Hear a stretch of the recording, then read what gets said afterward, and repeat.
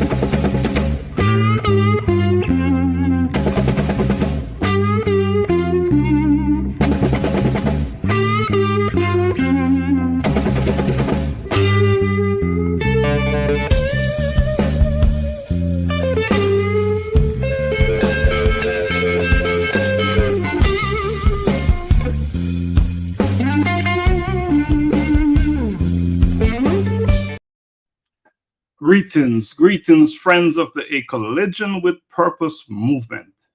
Welcome to Bridging Generations, Voices of Men in a Changing World. I am Dr. Laxley Stephenson.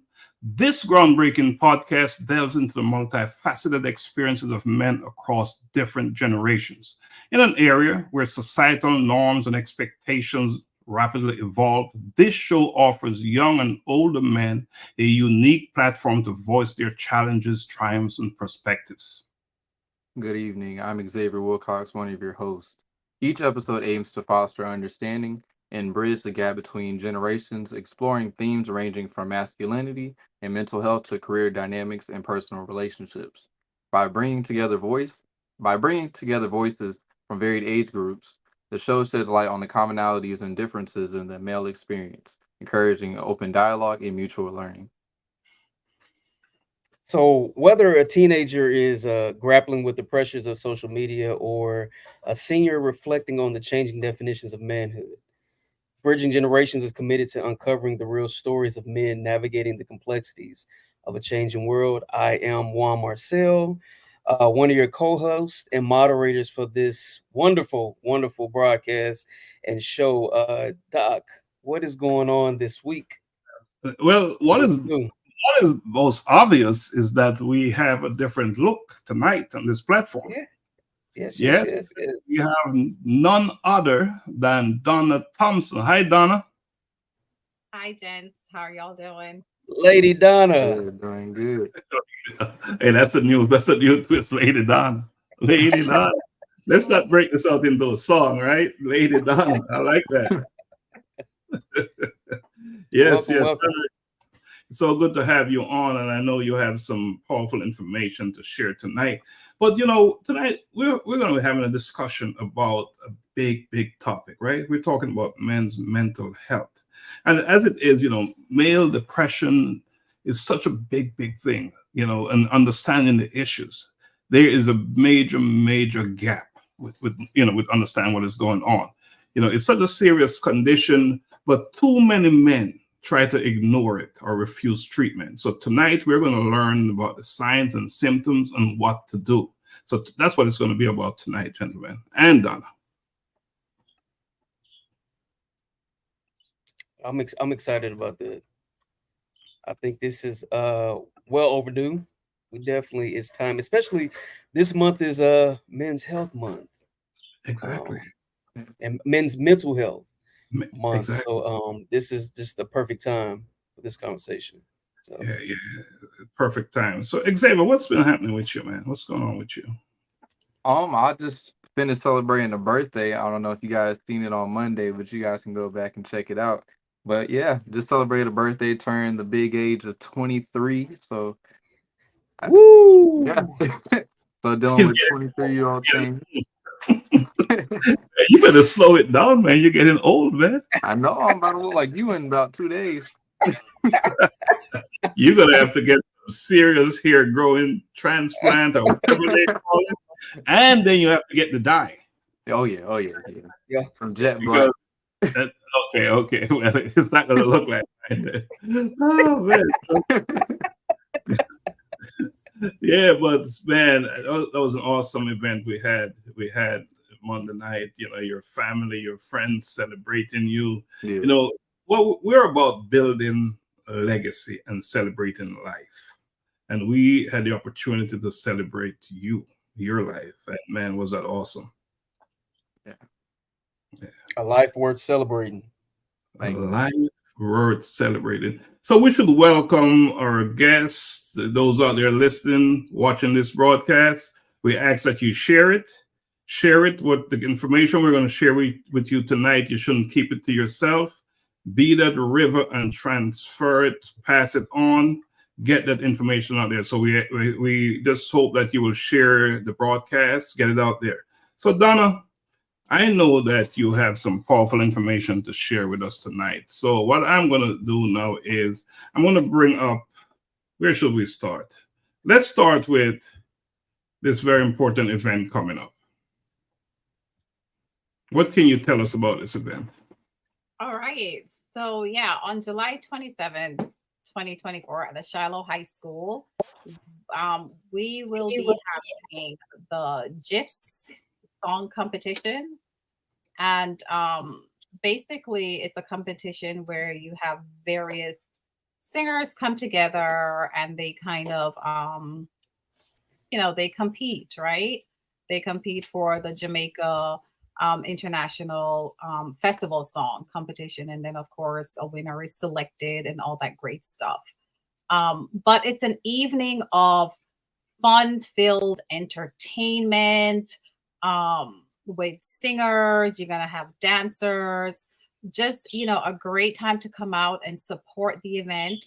One great thing about the event is to know that a portion of the proceeds go back to a school in Jamaica to help with their music department. So it's a competition that helps to uplift the art of music and to continue fostering building that creative part of adults and children. So definitely come out. Once again, food, entertainment is really fun, lots of fun. People, you'll see them dancing in the aisles and stuff like that. So, just a great evening. And also what's nice about the competition this year is that they're having this great raffle, you guys, where you will be able to they're gonna have a raffle where they're gonna have a few days at a resort in Jamaica where you can actually get to stay at one of the resorts there in Jamaica. So it's a great opportunity to possibly win a nice little free vacation spot. So definitely Let me add a little bit about the raffle. So it's $5 for the ticket. It's online. And I believe it's 4 nights, 3 days. You have to stay at Couples Resort in Jamaica, and they have a number of them throughout Jamaica. So you'll get to choose the one that you stay at. So nice hotel, all inclusive. So for $5, this is, we're not talking about the travel, right? The airplane ticket. So you'll have to pay for that. But for $5, you can win. I think it's 3 days, 4 nights, or something like that. And so buy this tickets online. We will share in that. Hopefully we'll have the link so we can share that. If not, you can go on my Facebook page, Donald's Facebook page, or GIFs, Jamaica International Foreign Song Festival Competitions page, and purchase your tickets, right? Yeah. The cost for the ticket now for the July 27th is $50. And I tell you, what an event. What an event. Something you don't want to miss, right? So awesome stuff there. We're going to move on to the next thing, Donna, because we want to keep this going. Let's talk about this event here. All right. So we have our Global Humanity Network 5K walkathon that is coming up on June 22nd. This is actually the third year of this walkathon. It will be held at the Alexander Park, which is at 800 Old Snellville Highway in Lawrenceville. Start time is at 8 a.m., but prep time to come and do your stretching and all that good stuff is at 7 a.m. So you want to get there a little bit early so you can get your stretch in. Once again, our walkathon, it's always, of course, it's a fundraising initiative. It's one of the largest fundraising initiative of Global Humanity Network for the year. This year's initiative is actually to provide what we call these black water tanks for schools in Jamaica. And if I'm not mistaken, the tanks are 1,000, they hold 1,000 gallons of water. And we're hoping to provide these schools, well, some of these schools that it's just really in the rural areas that don't have water. It's just, it's just really hard to get to, right? They don't necessarily have running water. We're hoping to provide them with at least 2 of these tanks. So once again, come out for this initiative. You can definitely reach out to Global Humanity Network at globalhumanitynetwork.org or globalhumanitynetwork@gmail.com. So you can come out and support the 5K. You can have someone sponsor you as well, or just donate. Even if you're not going to walk, just donate to the cause and know that every single dollar received at Global Humanity Network goes back towards the initiative that is taking place. Yes. So come out and support that event on June 22nd. Yes, and we'll post the link where you can donate a Zelle or a Cash App for your donation. And again, Global Humanity Network, that's an organization. Donna is the vice president. I'm the president. We're a 501c3 nonprofit organization, and we're doing good work all over, not just in Jamaica. We're working in, as far as Bulgaria, we're doing work there. We're doing work in all over, and here in the United States, Jamaica, and we've done work in Kenya. So great organization to support because of the work we're doing. So thanks, Donna. We're going to move to this thing now that is very, very important, and I can't wait to get us there. Oh, this one I'm like really all right. So Donna, can you talk to us about Shadows Within Journey to Liberation? What is that all about? All right. So Shadows Within Journey to Liberation, that is actually, it will be an anthology where, we'll have various authors coming together and sharing their stories in how majority of us have somewhat, because of whether it's society, family, or just certain limitations, we have lived a majority of our lives in other individuals' shadows. And this is an opportunity to tell our story, how we've lived in the shadows of others, whether it's friends, families, or because of society expectation, how that has affected our lives, and how we have actually managed to overcome some of those preconceived notions of what you should become in life, right? To now become your full authentic self. And now where you're living a more productive and prosperous life. So that's what Shadows Within is really all about. And just how you've really overcome those things to become, the full person of who you are. Mm-hmm. And Donna, can you explain what an anthology is, just in case there are some folks out there listening? Sure. And basically an anthology, it's where you have several co-authors. They're authors who they share their stories, more than likely a chapter within the book that you get to share your story. And it's where, as far as co-authors, it's a number of individuals where you collaborate together. You have a great team of support, and you kind of help each other to share your stories.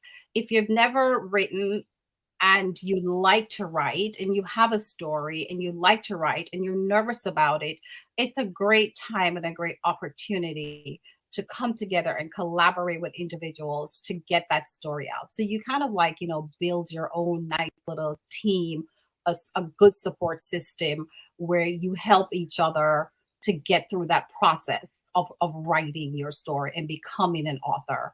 And it's really a great experience, especially if you're a first time writer and you're not certain, how to really maneuver the different avenues of writing. Is definitely a great collaboration. And for the record, Donna is an international best-selling author, so she knows what she's talking about, right? She's been around that block a few times. So she's been around that block. International status. International status, yes, indeed. And I'll tell you, this Shadows Within Journey to Liberation, we are in the purpose business right here at A Collision with Purpose.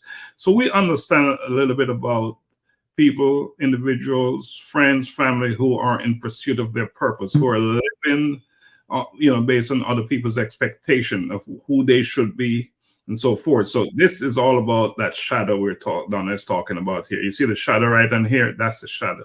So why not live in your own shadow, right? Yeah, Yeah. And that's what Donna is talking about. That's what she's going to explore in this book. So thank you, Donna. We're going to keep this moving. We're going to take a quick break, and we're going to bring our guests. We have two powerful speakers, mental health therapist specialists, whatever you want to call them. They're going to come on tonight and share with us. So we're going to keep it moving and do a quick break and then bring them on. Okay.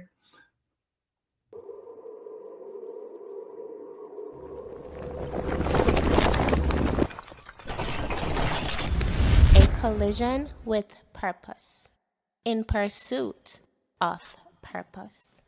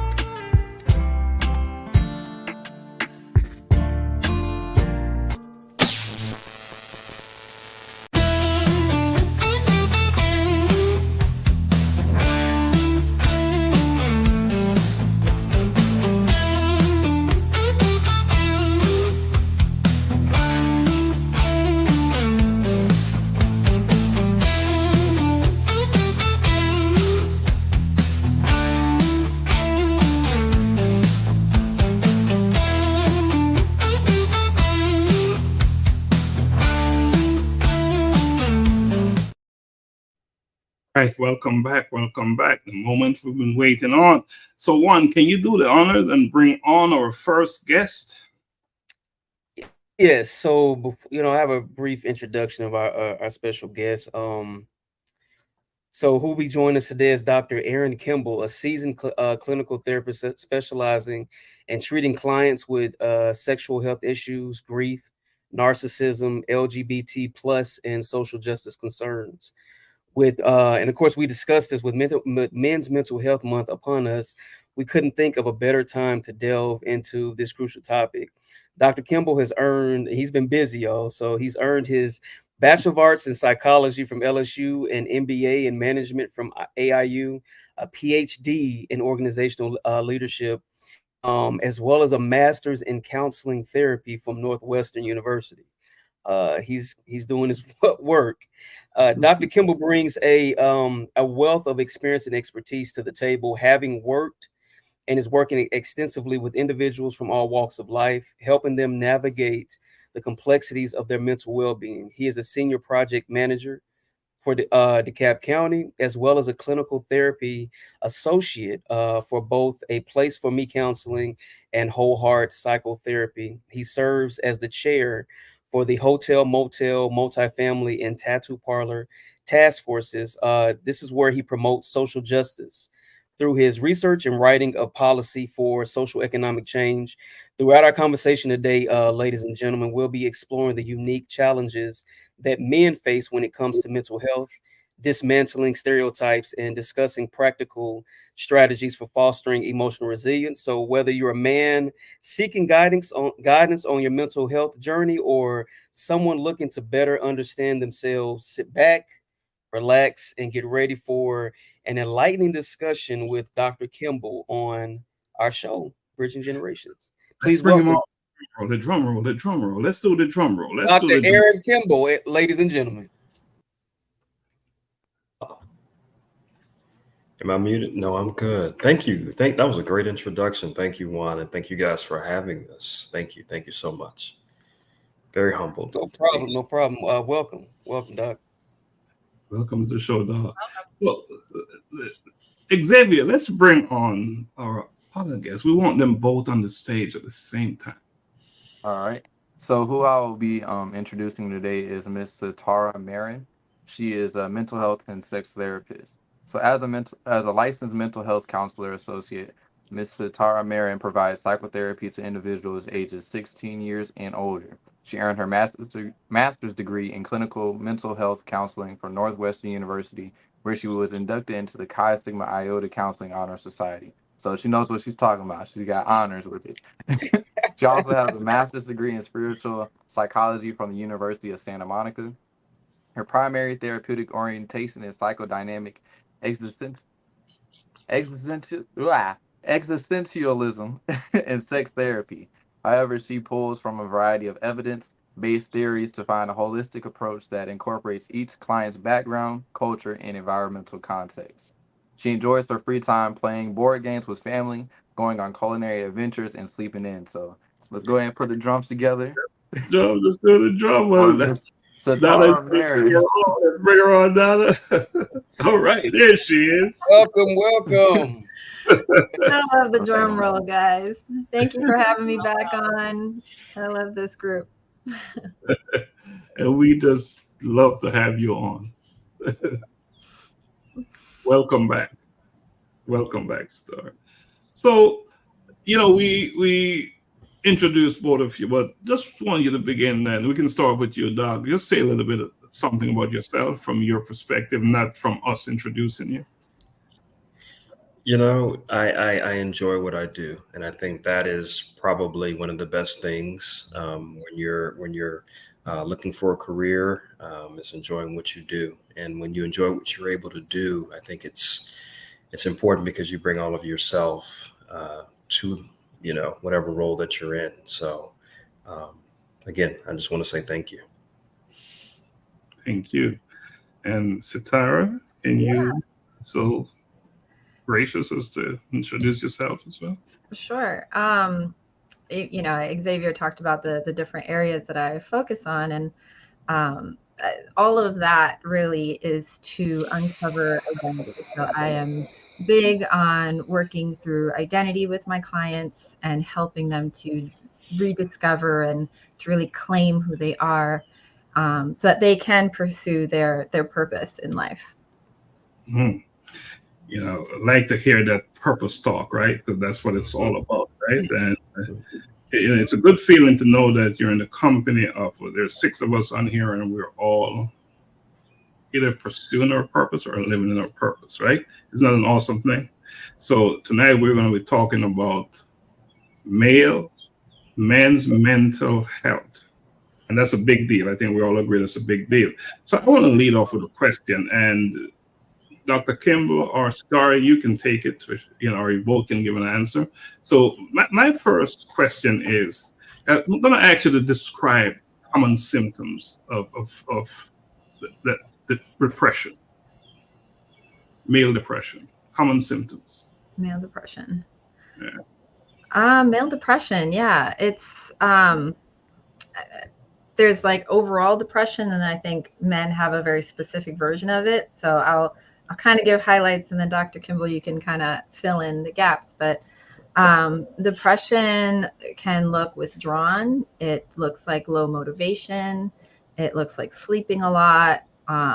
It looks like potentially eating a lot or not eating much at all. Spikes in anger or emotion. So it can take quite a few different forms to boil down to like what depression looks like, or to label it depression. Yeah, absolutely, Sitara. And so when we think of depression, we also think of a loss of interest in doing certain things, which is huge for a lot of male clients, particularly the ones that I see. As you mentioned, Sitara, definitely anger, frustration, exhaustion is very huge in a lot of male clients, particularly. And then overall, I would also say, since Sitara and I are both sex therapists, a loss of interest in the ability to perform sexually. And that's something that depression affects heavily within men. Mm-hmm. Oh, thanks for that. Thanks for that. Let's talk about how men typically cope with depression compared to women. And I know the main conversation tonight is about men. I think it's important to bring the other perspective in as well.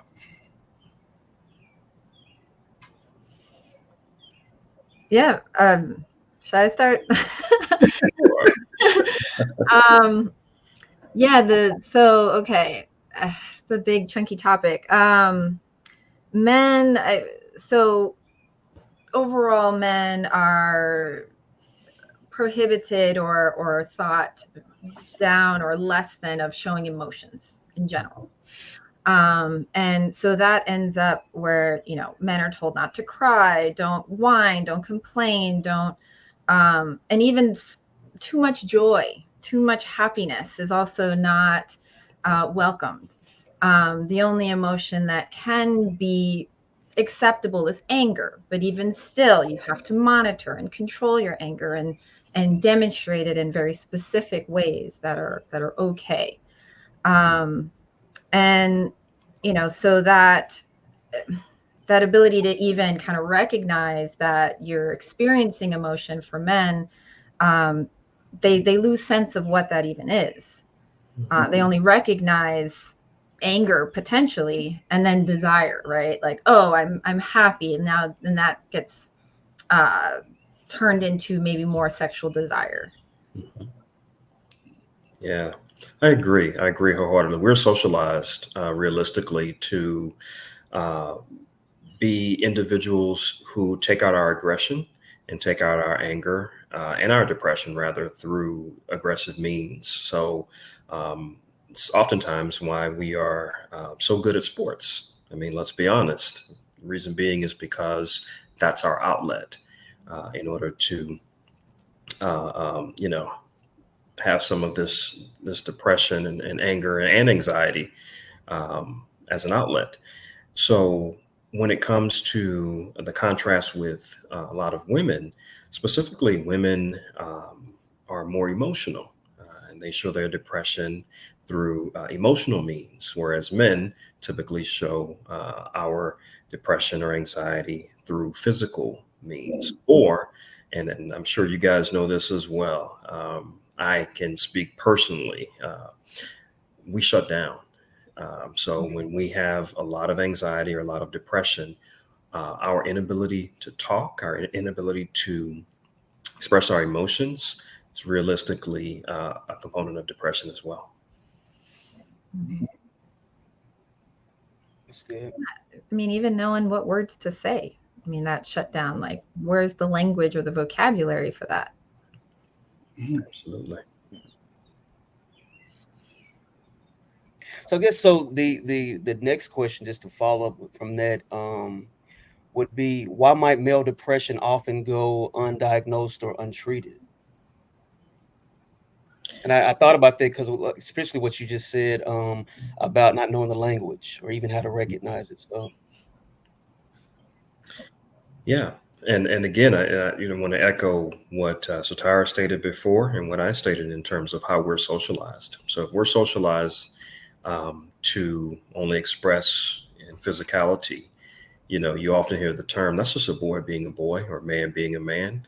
It's typically rare that, you diagnose, especially us as clinicians will diagnose a man with depression if he's acting out in a physical way. We often say that, again, that's just the way in which men are often told to express their emotions. Yeah, I'm thinking that depression would even demonstrate weakness, right? Like, you can't handle your life, are you weak? And so for a man to admit that they are overwhelmed with their life, that they are unable to achieve their goals, whether that be financially or relationally or career-wise, that would admit weakness. And so that's a reason why they'd rather just suck it up and deal with it in other forms. So that could look like sports. It could look like alcohol. It could look like sex.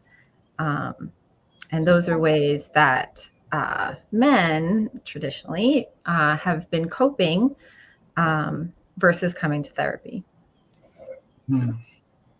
So you see, they just suck it up. They're really not dealing with it. They're just moving on to something else. Huh? So it's more like destructive behaviors that are like indicators, I guess, of males experiencing depression or some type of emotional, psychological issues. Absolutely. I mean, I don't know, Sitara, maybe you can back me up on this as well. I mean, approximately 6 million men are diagnosed with depression each year. How many are in our offices? I would probably say, I don't know, maybe 10%, 15%. So if we do the math, we're thinking about men who are running around, in the streets and unfortunately are not being treated in terms of depression because, as Sitara said, it's diagnosed as a weakness. Yeah. Wow. Yeah, I think the reason they end up coming into our offices, and I get this question a lot, like, do I have, like, what percentage of men, or how do I have more women or men?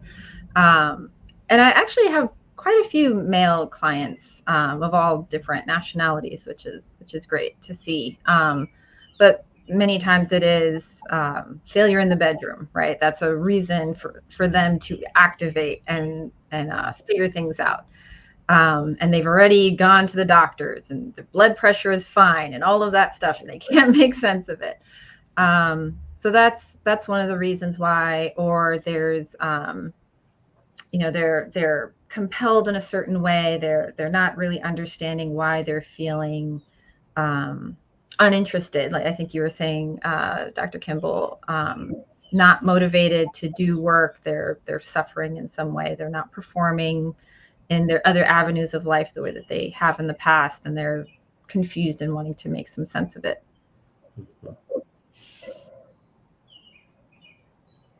So what could possibly, I know you said failure in the bedroom and stuff like that, but what are like some other physical symptoms that might be associated with like male depression? Great question, Xavier. I have a lot of clients because we have, so I'm on the sex therapy side, and then we have clinicians that are actually on the eating disorder side, or concerns with body issues. And I have a lot of male clients who have gastrointestinal issues based upon depression. Unfortunately, they're not able to digest their food, or their food is coming up, or they have some type of incontinence. So those are some heavy physical symptoms, also along with heart attacks, which is huge amongst a male population. So those two things are really evident when it comes to depression. Yeah, I was going to add disruption in sleep. So sleeping too much, or having difficulty sleeping, or constantly waking up. Those are different things. Like you said, eating. So eating, probably eating more, or potentially not eating much at all. Yeah. So a loss of appetite would be. Mm-hmm. Okay. I'm curious that, there's 3 other men in this space, and you guys are hearing this. How are you receiving it? I mean, I might be depressed. I'm listening. And I'm reflecting. As Here, man. I'm listening, I'm reflecting. But no, it's we had a discussion a couple of episodes ago, Dr. Stephenson, with Miss Campbell, just about mental health, some even issues. She shared her story and her battle with it, and then when she started talking about the unfortunate part that family members and loved ones don't always recognize that their loved ones are experiencing certain things, or if they do, they don't know how to respond or support. So when we had that conversation, it kind of grabbed my attention then, and even this conversation tonight, this discussion, I'm sitting here like, I'm not like clinically depressed, but when you talk about just the lack of motivation or interest, it just, my mind just starts spinning, like, in just those ways, or questions about, what's going on. So that's kind of what's going on here right now. I'm just listening, like, okay, I've definitely experienced that at some time, at different points and stages of life. Yeah. And one thing that we haven't discussed, and I know, Sitara, I know that you probably see this in your practice. A lot of men have, or they engage in compulsive activities. So when we think of compulsion, we think of, and that's a way to hide, their depression. We think of compulsion, we think of gambling, or we think of watching pornography, or we think of random sex, or we think of shopping, or anything that's a compulsive behavior. A lot of men do that also to hide their depressive symptoms. So just wanted to throw that out there. Oh, Donna, you're mute.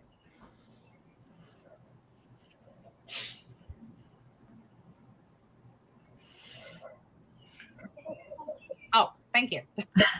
I wanted to ask, why do you think like some men are more reluctant to discuss their depression and their symptoms with others? It's a good question. I do think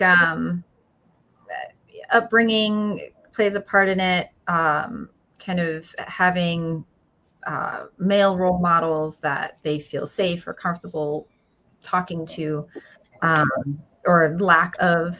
I think race and culture plays a part in that. What's considered acceptable and okay to speak about. Dr. Kimble, any other thoughts? Yeah, patriarchy, definitely patriarchy. So again, as Sitara was saying, men are socialized to have this checklist of, strength and no weakness, and a support system that they cannot show themselves vulnerable within. And so when we think of patriarchy, it's very similar. Men are socialized to be strong and to not show weakness and to never have to ask for anything. And if you are saying that you are depressed, or at least clinically depressed, that is a sign of weakness for a lot of men. I also wanted to bring up. Oh, sorry. No, I was just saying I agree when it just like this community and culture. I remember when I was going through a divorce and I actually started counseling, and I remember my dad calling. He was like, "You want to spend money? You get some money. You can give me the money. I'll talk. You can talk to me." He's like, "You don't get to go sit on nobody's couch and talk to nobody, tell them your issues." And I laughed, but he kept calling, and it's weird. He would call on a night he knew I had therapy. And it's like fussing. I'm like, dude, you part of the reason why I'm going in here to talk to this doctor anyway. Leave me alone.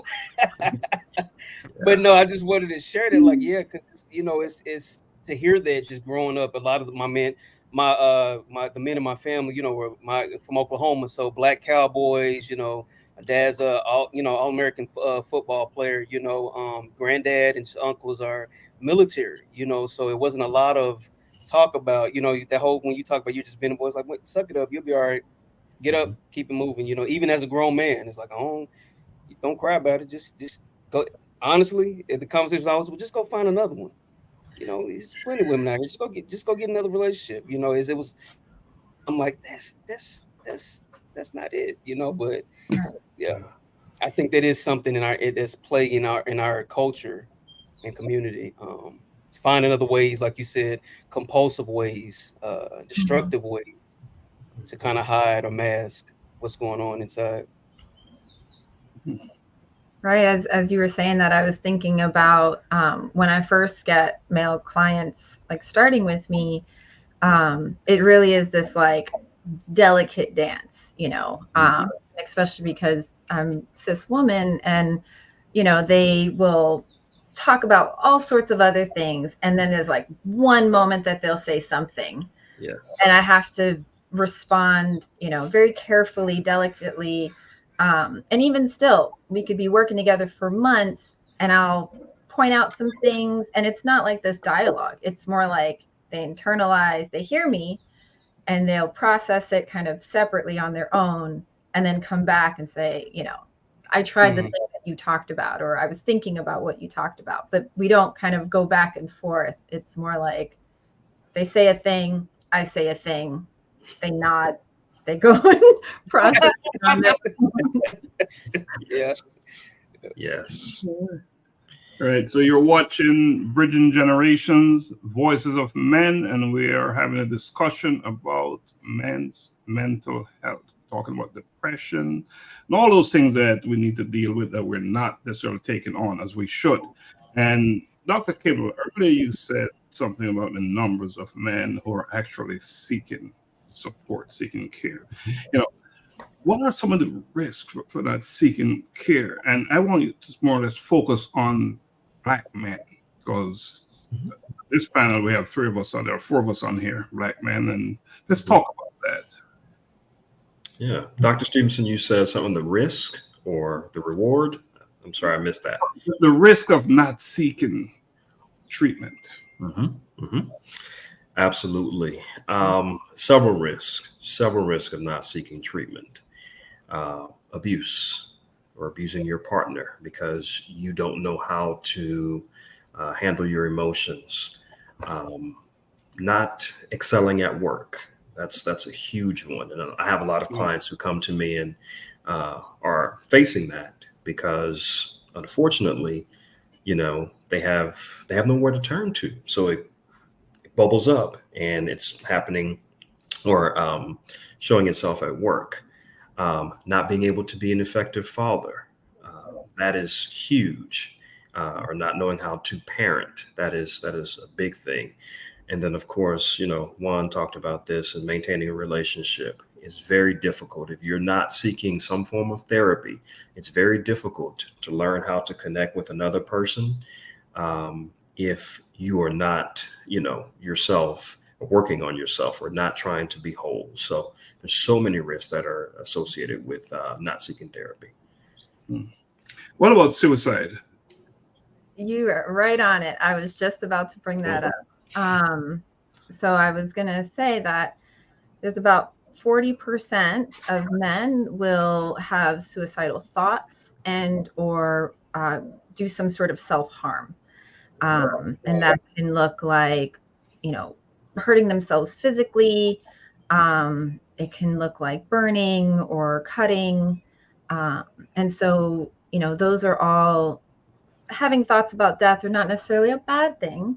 But if you are feeling compelled to do something about it, or if you have tried, like, that's definitely indicators of, please see someone, ask for some help. Good point. I want to go back to, again, Black men as a group. What are you seeing with that in terms of the rate of individuals, Black men, seeking treatment? It's low.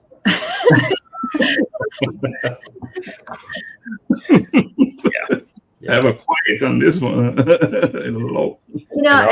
I don't have exact numbers, but just to think about, like, out of all the mental health therapists available, there's a small percentage that are therapists of color, right? And so men are more likely, if they're going to seek them, they're going to seek a therapist of color. So it's just like that percentage gets even smaller, of what's available and who they feel safe and comfortable with. I imagine that would play a big part in it. You're going to see who you feel comfortable with and who you can relate to. And I'll be honest with you too, Dr. Stephenson, and everybody.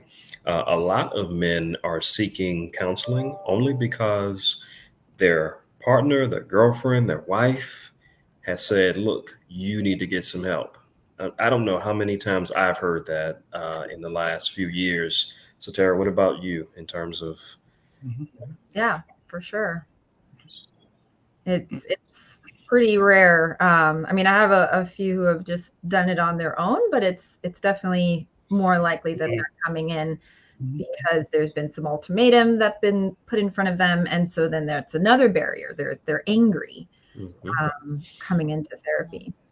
So, what's the likely outcome in a situation like that when they're forced to come or not on their own will? What's the likely outcome?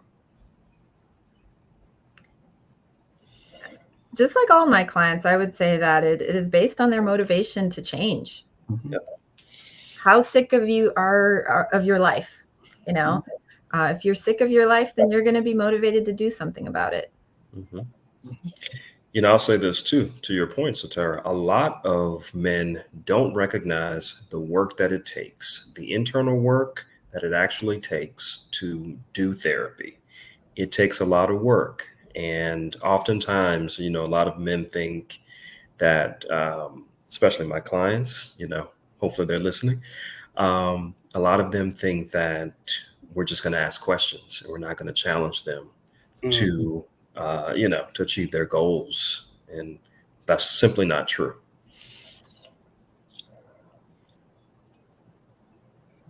That's interesting. So what would you say would be steps that someone should take if they're having thoughts of harming themselves or like suicide or anything like that? Well, there's definitely the national hotline. There's 988. So if you are like in a serious situation, you're really considering harming yourself in that moment, 988 across the country, no matter where you are, will get you someone to talk to.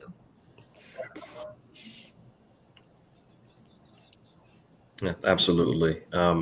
Talking to someone, a licensed professional, talking to a friend, I would definitely suggest that.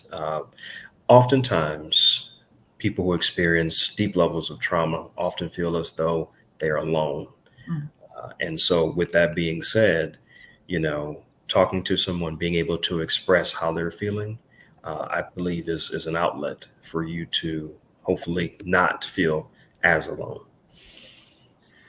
And there's, finding a therapist is wonderful. And I definitely highly suggest it, especially if you are ready to do the hard work.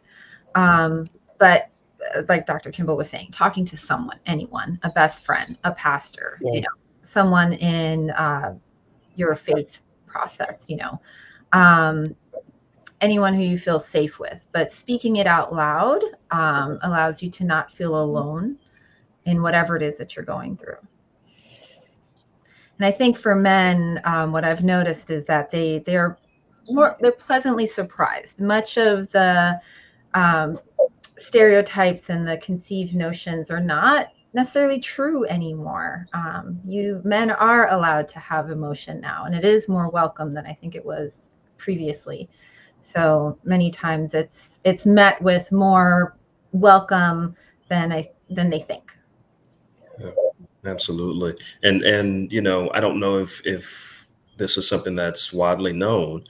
The highest rate of new suicide cases is actually happening among Black men who are aged between, I think it's 17 to 26. It's right around that particular age range. Oh, wow. And the reason is because oftentimes they feel as though they don't have anyone to speak with, anyone to talk to. So this whole episode, this whole segment, this whole podcast is about bridging generations. And by doing that, we want to, you know, break the barriers. So how could we possibly, as men, overcome the stigma associated with seeking treatment for depression? Talk to each other, have those authentic conversations, be able to be vulnerable with each other, and if at all possible, remove the judgment. I always ask my clients to remove the judgment from a lot of, you know, situations that they're going through. Remove the judgment, because sometimes we don't open up to people because we feel like we're going to be judged. Yeah, I like that idea. And especially if one person is saying, man, I'm having a hard time with X, there's probably two more who are going to be like, yeah, me too. Yeah. Yeah. So can you share with us like some of the effective treatments that may be available for male depression?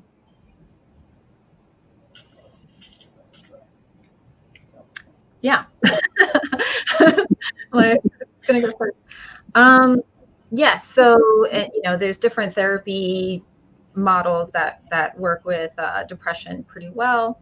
A lot of it is behavioral modification, you know, where you can alter ways of doing things, and challenging thoughts that you may be having. So the challenging of the thoughts part may take a little bit of a longer process to even recognize the thoughts and then challenge them and change them. But that is where the real work is done, to have long lasting permanent change.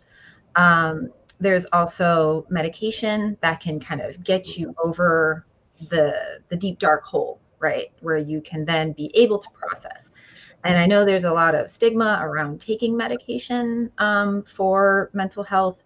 The way that I think of it is it's a temporary situation, you know, hopefully, more than likely. And it's just to kind of get you over that hump, because many times when people are in depression, they're in such a deep, dark hole that it seems impossible to get out of. So working hand in hand with a therapist and your medical practitioner can work hand in hand with the medication and then therapy. I love that. I love that idea of obviously working with medical personnel and doing therapy at the same time. I think it's so important. I always like to say it's almost like the appetizer. So the appetizer is your medicine, and then of course the entree is therapy, and they go hand in hand. And so it's quite important. I'm also going to say one thing that I use is exposure therapy. That's one of the biggest things that I use for depression. And exposure therapy typically is being able to expose yourself to the issue or the concern or even the trauma. And you know, you may be able to, we may be able to do certain activities, or you know, allow you to do something that exposes yourself legitimately to hopefully finding a solution. So. So I recently just did something new for my birthday. So I finally registered my dogs as service animals. How do you guys feel about service animals? Fans. Huge. Yeah, I mean, especially dogs, that unconditional love and that joy that you can feel with an animal. And then if it's a service dog, then you're willing to share that joy with others. And you know, again, it's that expressing emotion part, right? Yeah. That I think we want to welcome more of that from our men. Yeah, absolutely. I think we'll go on for another 5 minutes before we take a break. I want to talk a little bit about, this whole social connection and the support system and how important is that in helping males manage depression.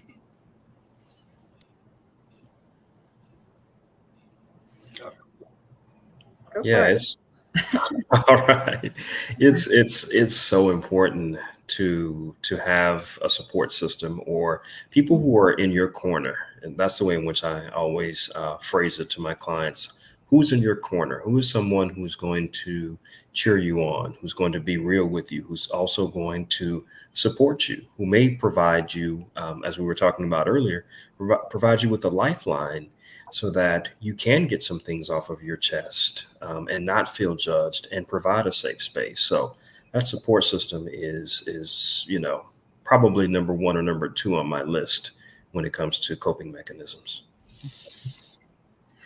Yeah, I think having men's groups of all kinds. There's fraternities, there's sports teams, there's all sorts of ways to connect with male groups. It's like it doesn't have to be about mental health in any capacity. I think just having other peers that you guys are in something together, and then being able to have those conversations kind of offline. That connection piece. I think connection is important for all of us, but especially men who tend to feel alone. Yeah. Who's most at risk, men, women? For depression? Yeah. I mean, the statistics are hard, right? Because it's undiagnosed so much. I don't know. It's interesting. I'm thinking about kind of the stereotype, which isn't necessarily the case anymore, but the idea of like men being providers. And so if they're depressed and they're suffering at work or gambling or using finances in a different way that's not supportive of the family unit, then that potentially puts the whole family unit at risk. Mm-hmm. Great point. And then everybody's at risk, male and females, right? If that is the case, right? Yeah. Wow. Yeah. Like I said, that's the stereotype, right? Because women are doing their thing too, but just thinking in general. And that age group that you talk about is really troubling. Yeah. And if you think about that, I mean, they're going through so many changes at that between 17 and 26. I mean, sometimes you're getting out of the house or you're graduating, and that's a huge change. You're getting out of the house, and then maybe you're starting college. And then, on the latter end of that spectrum, you may be getting married, and you may be having a child. So all of those things are huge milestones in that little time frame, that 10-year time frame. So if you think about that, all of these changes plus all the things that are happening in life contributes to why a lot of men are taking their lives. Are there any special strategies for that age group for you as a professional in that space, offer them to help them out, for them to work through it? Yeah, for my clients who are in that particular age group, we do a lot of self-efficacy, a lot of self-esteem work. It is so important because, again, all those changes are happening. And, a lot of people, if they're not meeting certain milestones by certain ages, this is not just men, but primarily men, they're not meeting those milestones. What happens is they go into some form of depression or have some anxiety surrounding it. I think we can go to a break now, and then when we come back, we'll continue the conversation. So again, we're on Bridging Generation, Voices of Men. We're having a conversation about men's mental health with Dr. Kimble and Miss Marin. So let's take a quick break and come back, and then we'll continue the conversation.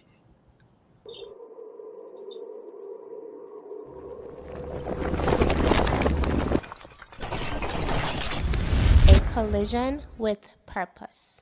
In pursuit of purpose.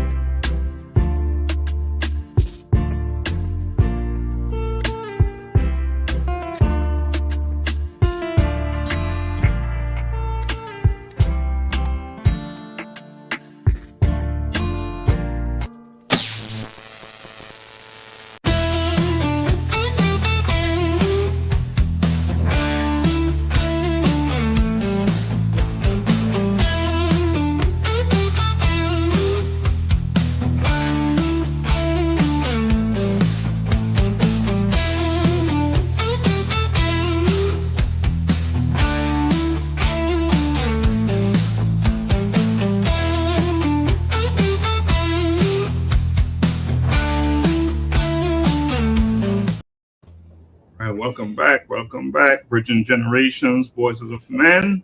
We're having a conversation about men's mental health. Of course, we're concerned about women also, right?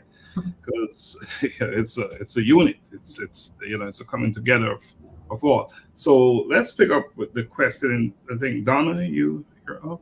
Question. Yeah. Make sure I'm not still on mute. How can recognizing and treating depression early for men actually impact their overall quality of life?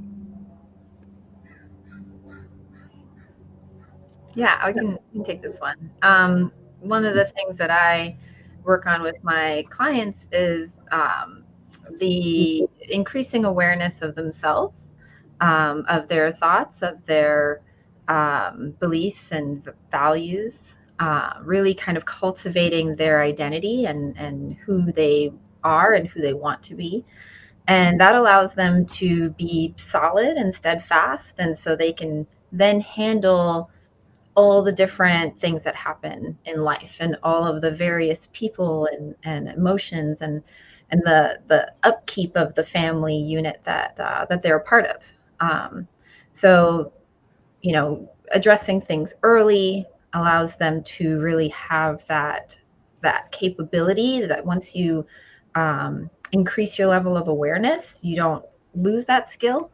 And it allows you to be really steadfast and firm in your sense of self and identity. Couldn't have put it better. And we receive it.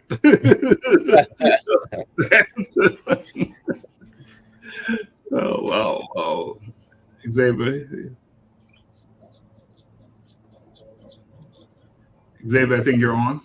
Oh, so So can you kind of explain the importance of lifestyle choices in managing depression? Because we know that everyone can be depressed at certain times, but how can we, manage our life to where we're still, coping the correct way with our depression and doing stuff like that? Yeah.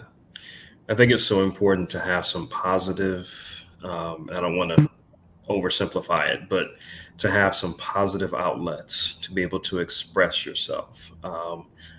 We have sports. Men have sports. That's one thing that we do. Everyone has sports, but men have sports.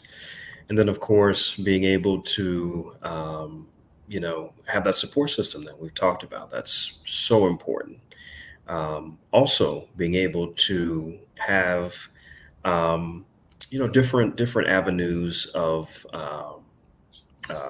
productivity. So a lot of men, most men that I know specifically, they are achievers and they love being able to accomplish things. And so being able to allow a man to accomplish something, to build something, to write something or create something, that in and of itself mitigates forms of depression and anxiety. Yeah, and I'll add to that as well. And I guess to kind of harp on the expressing emotion piece, I think we all have down days and we all have moments of sadness and depression. Absolutely, 100%. So one is kind of saying like, okay, this is what's happening for me right now. I'm not going to judge it. I'm not going to like beat myself up about it. And then allow yourself a period of time. All right, I've got this weekend. I've got this evening. I've got this moment. I'm going to be in that, right? And to me, I love the car. I love expressing emotion in the car because it is very, it's soundproof, it's, contained. So if you need to yell, yell. If you need to cry, cry. If you want to play that song and like let yourself like really feel it, do that, and then cap it. It's like, all right, I did that, done. Now, what can I do to get me into a place of joy, contentment, happiness, connection? That would be the way that I would suggest dealing with it. Good point. I have on the screen the website for Dr. Kimble. And I know this is a business you're operating. You're helping people, providing a service. So that's one way to get in touch with you is on your website. What other ways can someone get in touch with you if they need your service? Absolutely. Through Instagram, Facebook. So Instagram is at Dr. Aaron J. Facebook is Aaron Kimble. So those are obviously the best ways to get in contact with me. Thank you for sharing that. And you're in the Atlanta area. Mm-hmm. And of course, this program is coming out of Atlanta as well. So it is likely that someone who will be watching who's local and could reach out to you if they need your service. So I wanted to make sure we shared it. But we'll also share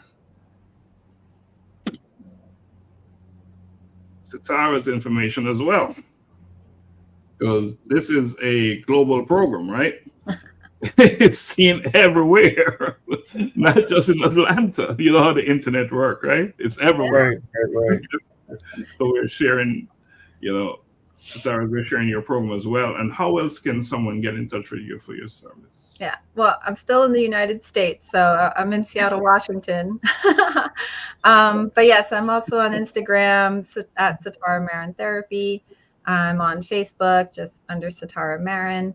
So yeah, the same avenues. This is my website. All of those ways are ways to reach out and get in touch. And even if you're not in Seattle, just say hi. That's fine too. Just say hi. Just say hi. One, I think you're on. Question.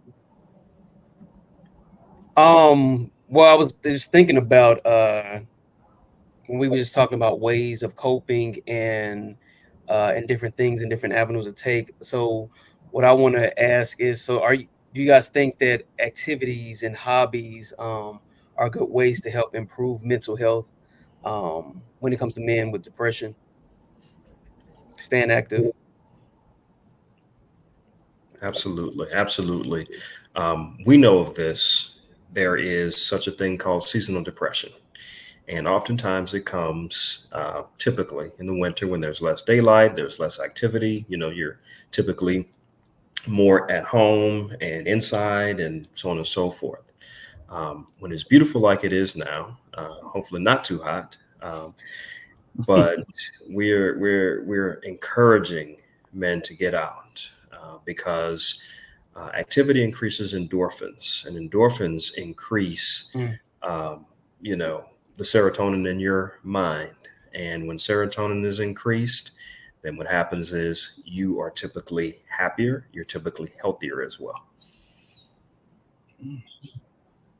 Yeah, those indoor activities too are okay. Video games online, those are fine, and it brings connection. Picking up a hobby, learning to play chess, cooking something, right? Like all of those are ways to do things at home.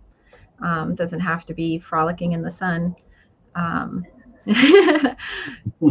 Also help, keep you activated and motivated and moving through things. We have a question from the audience, from our listeners and watch. Do you do televisits? Yeah. Yeah. So the answer is yes. Mm-hmm. Yeah, yes. Telehealth is very common these days, and it's a great way to meet with your therapist during your lunch break. You don't have to take off 2 hours, 3 hours to go commute somewhere. Yeah, absolutely.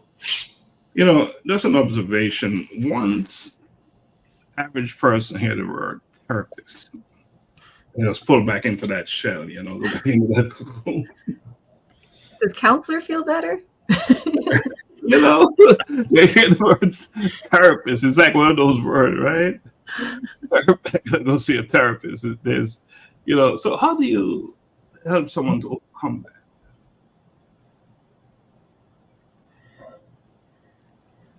Yeah, go ahead, Dr. Kimble. Honestly, I think it's meeting them where they are, and not necessarily being on their level, but meeting them where they are in terms of recognizing that they are the expert in their lives. And we are here to help to guide, to help to guide, not to make decisions for them, but to help to guide. And so it's so important. I tell all of my clients, I want to meet you where you are, and you let me know where that is. And I'll meet you halfway. And so that way we form that therapeutic connection and alliance. And then we form and work on goals together so that you can be as productive as you want to be. Yeah. I was going to add to that. And what you're saying, Dr. Kimble, is we're not going to change you. That is not what we're here to do. And I think there's a lot of fear that if I go to this therapist, they're going to change me. No way. And I don't even think we're capable of doing that. But no, we will walk hand in hand with you, and we'll point things out, and it is up to you. You're the one who has to do the change. This is your life. And so I wanted to add that aspect of like the fear part. And I think the way to kind of reduce stigma around us is exposure. It's conversations like this. It's, showing up in these different avenues and talking about mental health and normalizing it. And, that's going to reduce stigma so that people reach out. Yeah. And Donna is right and have this project going on with Shadows Within, and that's exactly what we're talking about here, right? With the stigma and other expectations of others and living to other people's expectations, as opposed to focusing on what is really happening in your life, what is going on in your life. I was thinking about it as I asked that question, with this whole stigma behind I'm in therapy and all that, what others will think about me. I thought that was something that, but you explained it well. You meet people where they are. Where they are. Are they ready to change? Are they ready to seek, whatever they need to improve, make improvements? So must be willing and ready, right? That person. Because no matter what you do as a therapist would fall short, right? If they're not ready to make the shift. And let's be honest, I believe in speaking transparently sometimes, most of the time. Some people will come to therapy and they're not ready to come to therapy. There are a lot of people, as we've talked about before, a lot of people who come to therapy and they're coming under the behest of, well, if you don't go to therapy, then this relationship won't work, or you won't have your job any longer, whatever the case may be. And so oftentimes we are hit with that challenge of people who don't necessarily want to do the necessary work. We have a question from Man Talk Monday. It's actually Augusta. He would normally be on. He's one of the moderators here, and that's his question. Unsure if this was asked, but from a male perspective, can you speak to the importance of surrounding yourself with those you trust to be vulnerable with? Absolutely. I think that's what could make or break a person, right? And I think for all of us and for other men out there who maybe are more of a mentor sort of capacity, when you have a young person or it could be your neighbor, right? It could be your best friend. When they say like, hey man, do you have a minute? Make that minute. Mm-hmm. Yeah. Because that could be, make or break it for them. You don't know. Yeah. You just hit a home run with that. Didn't she, Donna? That having neighbors and people we're not, often we're looking way out. Yeah. Right. For support, but we're not looking next door. Yeah. And we've had an experience with that in recent time. Mm-hmm. We came up short, I would say, where we had a friend who needed support, son, and yet we're everywhere else doing the work we're doing, but we're not looking next door. So important. Donna, do you think you're on? Oh, so I wanted to ask, like, if you could explain the importance of men seeking professional help when they're going through depression versus trying to handle it on their own and thinking like they can get through it, or this is just a phase or something of that nature. Like, if you could explain that to us. What's interesting that I find interesting is a lot of times, I'll say this for my couples, a lot of times couples will come and they will come to therapy when they're in crisis mode. My stance is, and I'm hoping I'm answering your question, Donna, my stance is come to therapy when things are good. That way you learn some form of skills. Sitara talked about awareness. You learn identity, so on and so forth. You learn or more about your identity. You learn a whole bunch of coping mechanisms to help you navigate this thing that we call life. I don't like to promote that men should come to therapy when there's a crisis or when something is going on. My hope is that men come to therapy at all times so that, again, they can sharpen their coping skills. I like that because it's almost like building life skills, right? Navigating through life. Absolutely. Yeah. Yep. You know that old saying, prevention is better than cure. Mm-hmm. It's real, right? Yeah, it's more of a challenge to fix it when it's broken, right? Yeah. So then what advice would you give to someone who suspects that they're suffering with depression? because I know you talk about, come when, when things are good and where there's not a crisis. But I think even from this conversation, and they may be thinking like, wait a minute, I might be, going through or experiencing, like, what advice would you give them? Yeah, I would say check your balance. I told that to a client, not a customer, a client earlier today. Check your balance. Is your balance off? What is out of balance for you? And oftentimes, if they check their balance, they recognize, okay, yeah, it may be time for me to talk to someone. Maybe time for me to get some help, or just have a hopefully objectified um, or objective listening ear. Hmm. Yeah, I was gonna offer a tangible option as well. So you can, if you have insurance, you can reach out to your insurance and see what therapists are in network. I'm a big fan of Psychology Today as a way to find therapists in your area.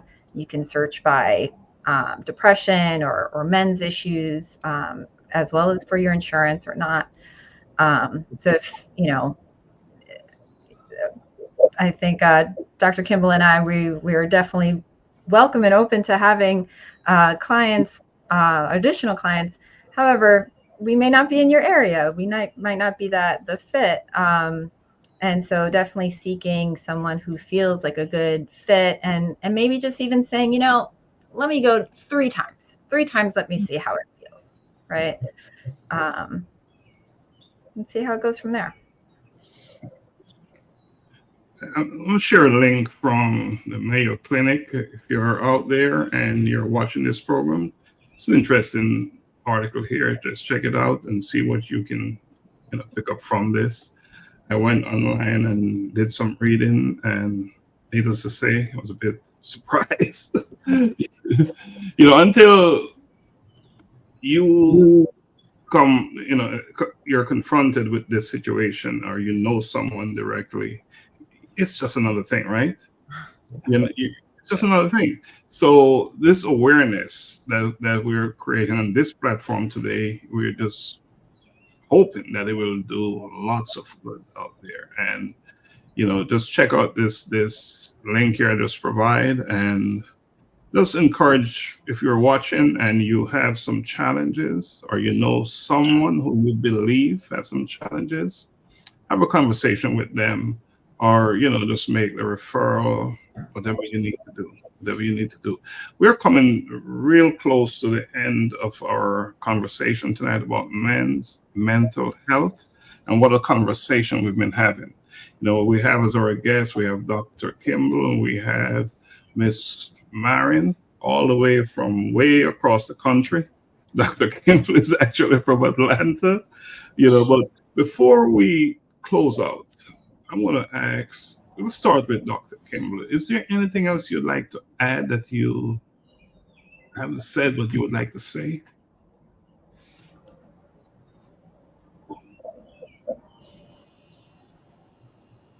Uh-oh. Is he frozen? He froze. Oh, Yeah. Well, Froze for a second. okay. Mm-hmm. Did you hear my is Dr. Kimble, is there anything else you'd like to add to the conversation? Something that we didn't ask you, but you think is important for you to say? Absolutely. I spoke at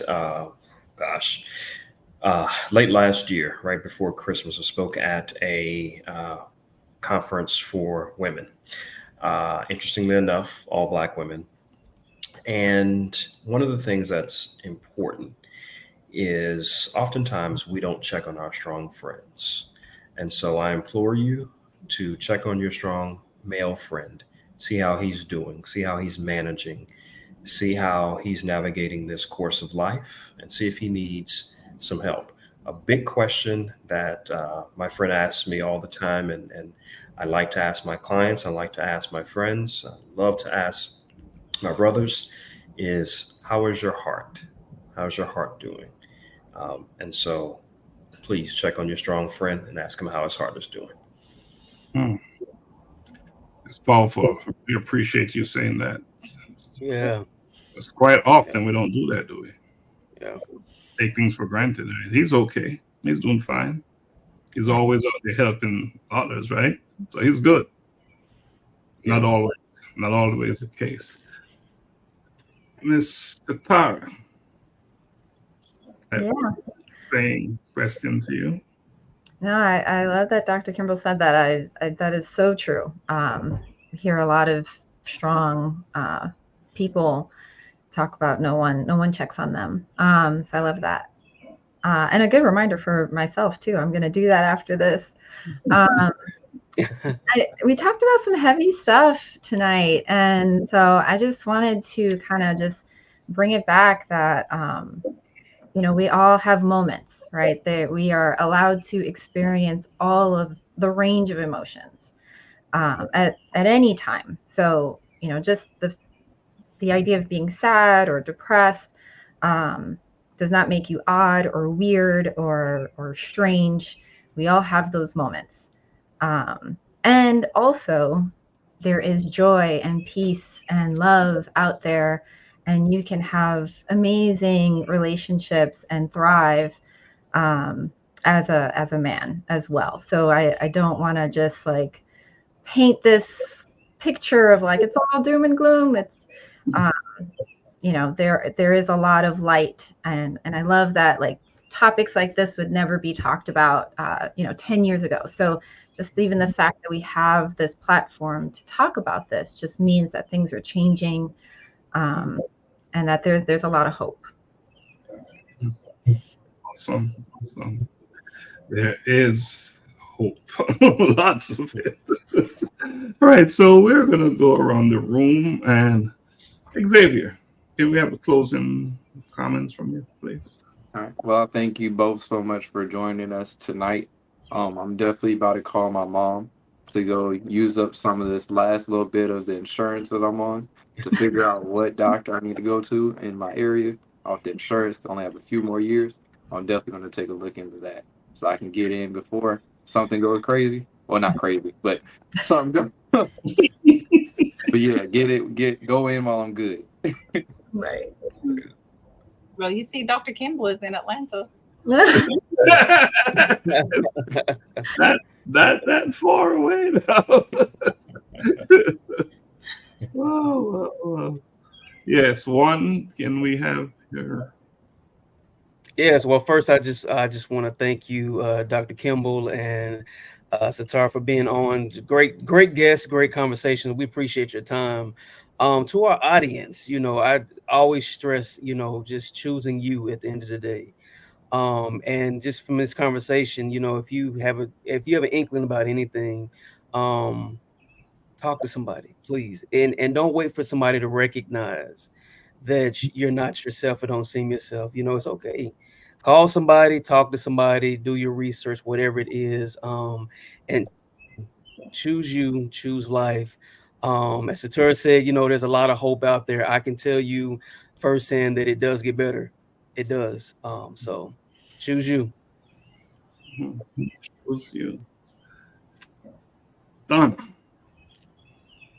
Oh, well, definitely thank you, Dr. Kimble and Marion, for joining us. Great conversations. So needed, right? Yeah. In our community. And it really resonates with me because I'm raising a young man who's 15. So, and when you mentioned that age group of that 17, 26, I'm like, whoa, it's real. But thank you. Hopefully you all will be able to join us again, because this is something that I think it's a conversation that we definitely need to continue having, because it is so important. And, I definitely want to tell our guests, thank you for joining us. For our men that is listening or who will watch the replay again, it's okay to be sad, but find someone that you can confide in, find your safe place, find your happy place, right? Mm-hmm. Don't feel that you're alone. And You have all the links here to reach out if you just need to speak to someone. But definitely choose you first, love yourself, and don't give up on yourself. I like that. Don't give up on yourself, right? Don't give up on yourself. For me, that's one a call to action, right? And if you or someone close to you believe you may be depressed, talk to your healthcare professional or a mental health professional. It is a sign of strength to ask for advice. Mhm. It's not a weakness. So seek help when you need it and feel confident in yourself for doing that. I want to say thank you to Dr. Kimble and Sitara. You're a regular now. This program. we hope that Dr. Kimble will be following suit. So when we call him when we have a need, so we need to talk some more about whether it's sex therapy or any of these things that you are so pretend that your ex that we can, because all of these are important topics, right? And these are topics that we're not talking. Right. Yeah, it's like we're just covering them up, tucking them away, right? And just not dealing with them. And how can things be better if we're not addressing these problems, these concerns, these issues, right? So I'm really appreciative that Stara, I asked you to come on and you said, I'm going to bring someone with me. And you brought the right person. Yeah. Yes, Absolutely. Yes, and the right month. Right month. Kimble and I go way back. Yeah. It's a really good, great friend. Yeah. So I really appreciate both of you for coming on and for sharing and sharing. And what you've shared tonight, I know I learned a lot myself, a lot about myself. You have me thinking and reflecting and just life in general and experiences that I've had that I thought was just another day. If you're going through things, it may not just be another day. You may need to go seek some support, some help. And it's no shame to say, I have some situations that don't seem right. That is not right. That I need to go, talk to someone else who may be able to, shine some light on the situation. So I really appreciate that. You both, and I'm going to ask that you just come on backstage when we're done for a couple minutes. Backstage, and Donna, Juan, can you take us out, please? Yes. So again, we are so honored that you took the time today to listen to us. It's the same time, same place, every Thursday. And I'll close by saying that you matter. Your life matters. And so just know that you're worth it. Really worth it. Enjoy your evening, and we will see you all next week. Have a good one.